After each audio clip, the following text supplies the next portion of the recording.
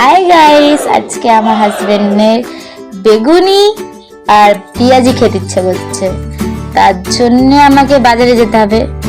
বাজারে গিয়ে পৌঁছে এসেছে, এবার পৌঁছিয়ে বেগুন আর পেঁয়াজ কিনতে হবে আমাকে। এই স্টেশনের পাশে এই বাজারটা খুব বড় বাজার, যদি মন চাইলে আসতে পারেন।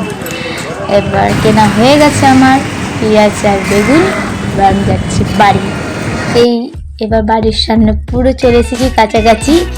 এবার বাড়ির রাস্তার দিকে ঢুকতে যাচ্ছি। এই বাড়িতে পৌঁছেও গেছি। একটু ফ্রেশ হয়নি, তাহলে ফ্রেশ হয়ে আপনাকে ফির ভিডিওটা আমি দেখাবো। এবার গাইস বসলাম পেঁয়াজি আর বেগুনি করতে। এবার আমি পেঁয়াজটাকে ধুয়ে আমি আগেই কেটে ছুলে রেখেছি। এবার আমি পেঁয়াজটা কাটবো। কেটে বেগুনও ধুয়ে নিয়েছি, বেগুনটা ধোয়া হয়ে গেছে। আর বেগুনটা আমি পিস পিস করে কাটবো।